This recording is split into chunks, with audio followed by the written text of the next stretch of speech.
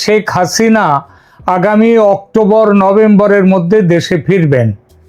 শেখ হাসিনার দেশে ফেরা নিয়ে আজ যে আলোচনা চতুর্দিকে চলছে তার শুরুটা তৈরি হয়েছিল আমার সেই খবর দিয়ে। আমার খবরের উৎস শেখ হাসিনা ছিলেন স্বয়ং। দিল্লির পান্ডারা রোডে তার বাসভবনে তিনি আমন্ত্রণ জানিয়েছিলেন ভারতে অবস্থিত তার দলের কয়েকজন প্রাক্তন নেতা মন্ত্রীকে। দীর্ঘ বৈঠক হয়, নেতারা সেখানে একত্রে মধ্যাহ্নভোজ সারেন। সেদিন নেত্রী তার দলীয় সহকর্মীদের স্পষ্টভাবে বলেছিলেন তিনি নভেম্বর নাগাদ অবশ্যই দেশে ফিরছেন। সেই মিটিংয়ে উপস্থিত হাসিনা মন্ত্রিসভার এক প্রাক্তন মন্ত্রী, আমার বিশেষ পরিচিত, আমাকে নিজে জানান সেই বৈঠকের কথা। আমাকে জানিয়েছিলেন যে শেখ হাসিনা শারীরিক ও মানসিক সব দিকেই পুরোপুরি সুস্থ, একদমই বিষাদগ্রস্ত নন। তাকে দেখে মনে হচ্ছিল বড় কোনো কাজে ঝাঁপিয়ে পড়ার জন্য তিনি তৈরি। তার মধ্যে যে উৎসাহ উদ্দীপনা সেদিন সবাই দেখেছিলেন, তার কারণটি আমি জেনেছিলাম।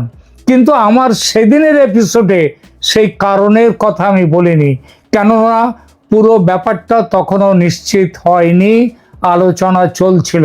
টিভি সংবাদ মাধ্যম হাসিনার সঙ্গে কথা বলে একই খবর দিয়েছেন 6 মাসের মধ্যে তিনি দেশে ফিরছেন, এবং তারপর রয়টার্সকেও এই একই কথা তিনি বলেছেন। রয়টার্সকে দেওয়া টেলিফোন সাক্ষাৎকারে শেখ হাসিনা বলে দিয়েছেন যে এই ডিসেম্বরের মধ্যে তিনি দেশে ফিরবেন। আজ হাসিনার ফেরা নিয়ে কেউ সংশয় প্রকাশ করছেন না। সবচেয়ে বড় কথা, বাংলাদেশে হাসিনার সমর্থক যারা, তারা তো বিশ্বাস করে একটা উত্তেজনার মধ্যে রয়েছে, আনন্দের মধ্যে রয়েছে। কিন্তু শেখ হাসিনার বিরোধী রাজনৈতিক দলগুলো বলছে হাসিনা ফিরছে। এমন খবরও আসছে যে হাসিনার ফেরা আটকাতে নিজেদের মতো করে সবাই চেষ্টা শুরু করে দিয়েছে। আলোচনা ভারত ও আমেরিকার মধ্যে, বিষয় শেখ হাসিনার দেশে ফেরা। আমেরিকার সঙ্গে শেখ হাসিনা সরাসরি কথা তখনও বলেননি, কথা হচ্ছিল ভারত আর আমেরিকার মধ্যে। আর যখন যা কথা হচ্ছিল তা নেত্রীকে জানিয়ে দিচ্ছিলেন এবং নেত্রীর বক্তব্য জেনে নিচ্ছিলেন ভারতের national security adviser Ajit Doval. আগেই বলেছি, বিষয় শেখ হাসিনা কিভাবে দেশে ফিরবেন, দেশে কোথায় ও কিভাবে থাকবেন তিনি, এবং আইনি লড়াই কিভাবে করবেন তিনি, সেই ব্লু প্রিন্ট তৈরির কাজ চলছে এখন কেবল অপেক্ষা ঝাঁপিয়ে পড়ার। আর এই খবর রয়টার্স থেকে এনডিটিভি আন্তর্জাতিক সংবাদ মাধ্যমের শিরোনাম দখল করে আছে এখন। তবে আজকের আলোচনা কেবল ফিরে আসা নিয়ে নয়, আজকের আলোচনার বিষয় এর নেপথ্যে থাকা অদৃশ্য সুতোটি নিয়ে। কেন হঠাৎ ভারত এবং আমেরিকা, যাদের অবস্থান বেশ কিছু ব্যাপারে ভিন্ন মেরুতে থাকে এবং বাংলাদেশ নিয়েও ভিন্ন মেরুতে চলে গিয়েছিল, তারা হাসিনার ব্যাপারে কোন অলিখিত সমঝোতায় পৌঁছেছে? আর সেই সমঝোতার আড়ালে কি বাংলাদেশের সংবিধান ও বিচার ব্যবস্থাকে এক নতুন সংকটের মুখোমুখি দাঁড় করিয়ে দেয়া হচ্ছে? আজ আমরা এই বিষয়ে গভীরে যাব।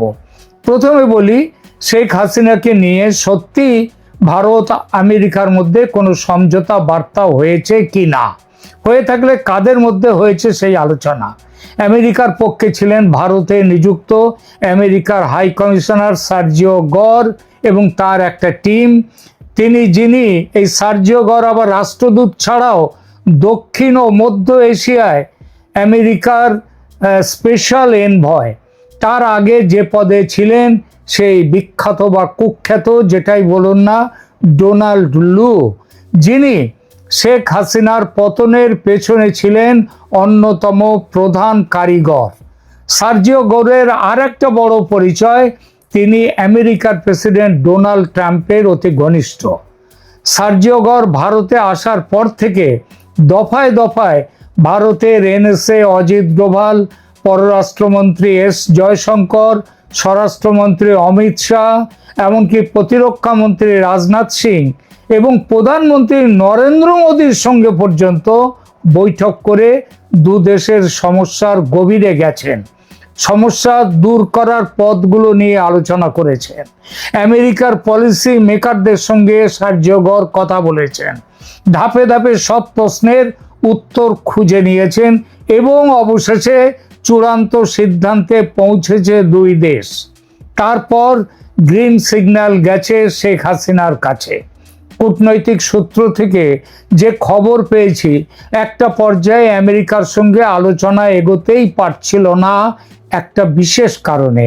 আমেরিকা বলেছিল ইউনূসের সঙ্গে স্বাক্ষরিত গোপন চুক্তি হাসিনাকে মেনে নিতে হবে। ইউনূসের সঙ্গে আমেরিকার যে গোপন চুক্তি হয়েছিল, হাসিনা গো ধরেছিলেন, মানবেন না, বলেছিলেন পুরো চুক্তির কপি তাকে দিতে হবে, নইলে তিনি কোনো সমঝোতায় আসবেন না, তাই বিদেশে থাকতে হয়, আর যাই হয় হোক। কিন্তু তখন তাকে ভারতের পক্ষ থেকে বোঝানো হয় আপাতত গোপন চুক্তি নিয়ে কোনো রকম কথা কেউ দেবে না, দিতে পারবে না, ওটা তোলা থাক ভবিষ্যতের জন্য, দরকার হলে তখন এই চুক্তি নিয়ে আবার আলোচনা হতে পারে। আর চুক্তি যে একেবারে অজর অমর অক্ষয় হয়ে থাকে এমন তো নয়। আর ট্রাম্পের চলে যাওয়ার সময় তো আবার 4 বছরে ওদের ইলেকশন, তার 2 বছর প্রায় হয়ে গেছে, সুতরাং ট্রাম্পের চলে যাওয়ার সময় এসে যাচ্ছে, এরপর আলোচনা এগিয়ে যায়। এবং বাংলাদেশের বর্তমান সরকারের চীন ঘেঁষা নীতি থেকে বাংলাদেশকে দূরে রাখা, মৌলবাদী ও সন্ত্রাসবাদী শক্তিকে দমন করা ও আঞ্চলিক ভূ রাজনীতির ভারসাম্য রক্ষা করতে আমেরিকা এবং ভারত, দুই শক্তিশালী দেশ, শেখ হাসিনাকে আবার রাজনীতির টেবিলে দেখতে চায় এবং সেই দেখতে চাওয়ার সিদ্ধান্তে সিলমোহর দিয়ে দিয়েছে দুই দেশ। ঠিক হয়েছে হাসিনাকে দেশে ফেরানো, তাকে সুরক্ষা দেয়া, আওয়ামী লীগকে দেশের রাজনীতিতে পুনর্বাসন দেয়া, শেখ হাসিনার আইনি চ্যালেঞ্জ যাতে সুবিচার পায় তার জন্য আমেরিকা ও ভারত যৌথভাবে তাদের দিক থেকে প্রয়োজনীয় কূটনৈতিক চাপ দেবে বাংলাদেশ সরকার, বাংলাদেশ সেনাবাহিনীকে। একটু ভেঙে বলতে হয়, শেখ হাসিনার দেশে ফেরার ব্যবস্থার ব্লু প্রিন্ট ভারত ও আমেরিকা আলোচনা করে ঠিক করবে। দ্বিতীয়ত, দেশে ফেরার পর তার থাকার জায়গা কোথায় হবে সেটাও আলোচনায় এসেছে। ঢাকায় নামার পর তাকে কি বন্দি করে জেলখানা বা ক্যান্টনমেন্টের মধ্যে জেলখানা তৈরি করে রেখে দেয়া কোনোটাই নিরাপদ মনে করছে না কেউ। কারণ জেল হত্যার এত রেকর্ড আছে বাংলাদেশে, তাতে প্রশ্ন ওঠা অস্বাভাবিক নয়। একই অবস্থা ক্যান্টনমেন্টেও। বাংলাদেশ সেনার মধ্যে বিভিন্ন আদর্শগত গোষ্ঠী আছে, কেউ জামাতপন্থী, কেউ আওয়ামী লীগপন্থী, কেউ ভারতপন্থী, কেউ পাকিস্তানপন্থী। এরপর শেখ মুজিব, জিয়াউর রহমান দুজনে খুন হয়েছেন সেনা অফিসারদের হাতে। সুতরাং ক্যান্টনমেন্টের মধ্যে নিরাপদ নন শেখ হাসিনা। এই পরিস্থিতিতে কথা চলছে জেলখানা বা ক্যান্টনমেন্ট নয়, শেখ হাসিনাকে গৃহবন্দী রাখার। কিন্তু গণভবন তো এখন বাসের অযোগ্য, তাহলে বিকল্প বাসস্থানের ব্যবস্থা করা হবে। আর সেখানে পাহারায় থাকবে বিশেষ বাহিনী। সেই বাহিনীর কম্পোজিশন কিভাবে হবে, কারা সেটা তৈরি করবে, সেটা দেখবে বাংলাদেশ সেনা ও ভারতের কর্তৃপক্ষ যৌথ আলোচনার মাধ্যমে, যার মধ্যে শেখ হাসিনার প্রতিনিধিও থাকবেন, এমন কথা শোনা যাচ্ছে। এসব বিষয় খুব গুরুত্বপূর্ণ, এটা ঠিক, কিন্তু আইনি বিষয়টা এসবের চেয়ে কম গুরুত্বপূর্ণ নয়। ইতিমধ্যে শেখ হাসিনার পক্ষ থেকে আইনগত চ্যালেঞ্জের বিভিন্ন দিক নিয়ে কাজ শুরু হয়ে গেছে। লন্ডনের ডাউটি স্ট্রিট পুরো ব্যাপারটা দেখছে বলে জানতে পেরেছি। দেশে পৌঁছবার পর সময় নষ্ট না করে আদালতে মামলা করবেন শেখ হাসিনা। প্রথমত তার উপর যে মৃত্যুদণ্ড দিয়েছে আইসিটি, সুপ্রিম কোর্টে তার পুনর্বিচারের আপিল দাখিল হবে।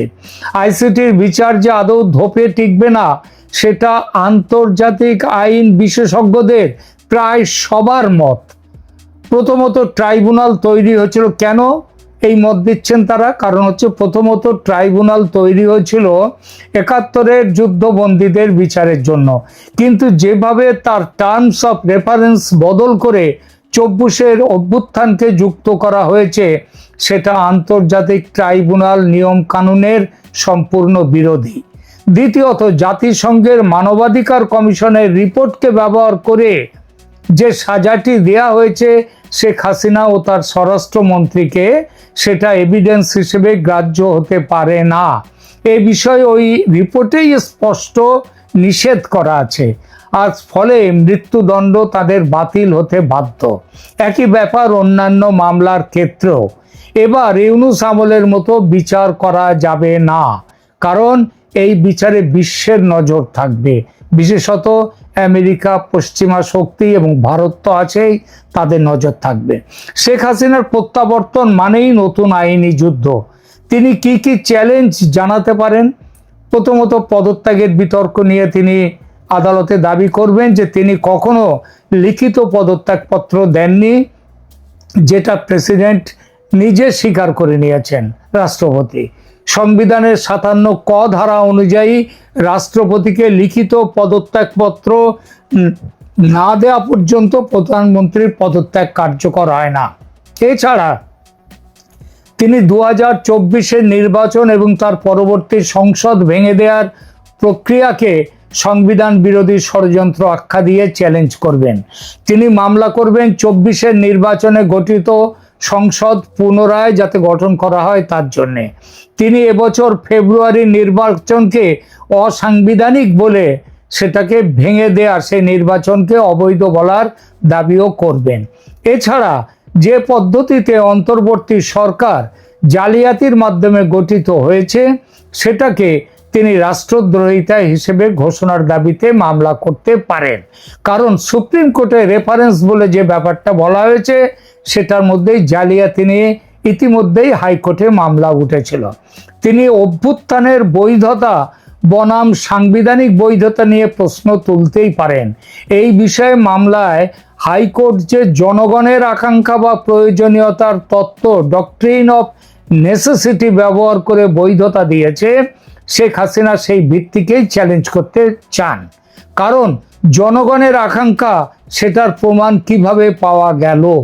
দেশের ১৮ কোটি জনতার মধ্যে ২-১ লক্ষ মানুষ যদি আন্দোলন করে একটা সরকারকে, নির্বাচিত সরকারকে যদি ভেঙে দেয়, তাহলে সেটাকে জনগণের আকাঙ্ক্ষা বলা যায় না। এটা ষড়যন্ত্র এবং অভ্যুত্থানের ষড়যন্ত্র। প্রশ্ন হলো, হাইকোর্ট যে জনগণের আকাঙ্ক্ষার কথা বলছে, আইনি পরিভাষায় কি এর কোনো ভিত্তি আছে? সংবিধানের প্রস্তাবনায়, বাংলাদেশের সংবিধানে জনগণের সার্বভৌমত্বের কথা থাকলেও এটা কোনো নির্দিষ্ট আইনি ধারা নয়, এটা একটি আইনের ধূসর এলাকা। এবার আসা যাক সবচেয়ে বিতর্কিত অংশে। ৫ আগস্টের ঘটনা প্রবাহ নিয়ে যে প্রশ্নগুলো উঠেছে, প্রধান বিচারপতির অবস্থান, রাষ্ট্রপতির রেফারেন্স প্রক্রিয়া, যদি অভিযোগ সত্যি হয় যে কোনো বেঞ্চে যথাযথ প্রক্রিয়া মেনে কোনো শুনানি হয়নি, কারণ ওই সময় সুপ্রিম কোর্টের কয়েকজন বিচারপতি, প্রধান বিচারপতি তিনি ছিলেন ক্যান্টনমেন্টে ছিলেন, এবং তার সেখানে ক্যান্টনমেন্টে কেন কোথাও এই ধরনের কোনো, সেখানে সেদিন কোনো বেঞ্চ বসেনি। সুপ্রিম কোর্টের সেই, তাই যদি হয়, প্রমাণ হয়, তাহলে সুপ্রিম কোর্টের সেই রেফারেন্সের বৈধতা নিয়ে প্রশ্ন উঠবে। মনে রাখতে হবে, সুপ্রিম কোর্টের রেফারেন্স জানি যে চিঠি দিয়েছিল, সেই চিঠিরও কোনো কপি পাওয়া যাচ্ছে না। সুতরাং পুরো ব্যাপারটা একটা জালিয়াতি।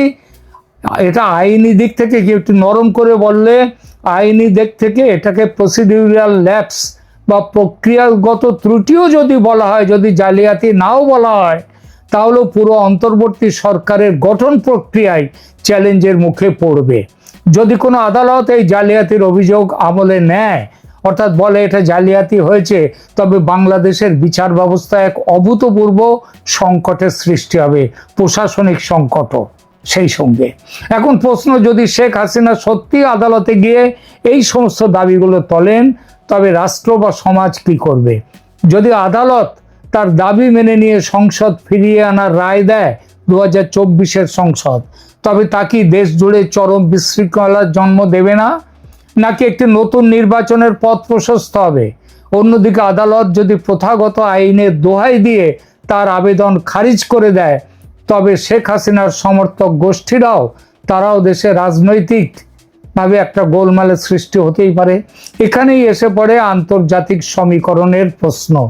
ভারত ও আমেরিকার প্রভাব শুধু হাসিনার নিরাপত্তার গ্যারান্টিতে সীমাবদ্ধ নয়, তারা দেশে যাতে কোনো বিশৃঙ্খলা তৈরি না হয়, দেশে যাতে একটা আইনি শাসন ব্যবস্থা থাকে, সেটাও তাদের দেখার কথা। সুতরাং প্রস্তাব দেয়া হচ্ছে নাকি তারেক রহমানকে ইতিমধ্যে প্রস্তাব দেয়া হয়েছে যে এসব আইনি বিতর্কে দেশ এক চরম অরাজকতার মধ্যে পড়তে পারে, সেটা যাতে না হয় তার জন্য শেখ হাসিনার প্রত্যাবর্তনের পর একটা কুলিং পিরিয়ড, শান্ত পিরিয়ড, শান্তি দিয়ে আন্তর্জাতিক নজরদারিতে নতুন করে ভোটের ব্যবস্থা হবে। শেখ হাসিনার কাছেও এই প্রস্তাব দেয়া হয়েছে, তারেক রহমানের কাছেও গেছে এই প্রস্তাব। যদি দুজনেই রাজি হয়ে যান, তাহলে বছর খানেকের মধ্যে নতুন করে নির্বাচন হবে বাংলাদেশে, এবং তখন দেখা যাবে পরিস্থিতি কোথায় যায়, কে ক্ষমতায় আসে। উপসংহারে এটাই বলা যায়, শেখ হাসিনার ফেরা, দেশে ফেরার শুধু একজন ব্যক্তির ফেরা নয়, এটি বাংলাদেশের রাষ্ট্র ব্যবস্থার ভিত্তি নিয়ে এক বিরাট পরীক্ষার সময়।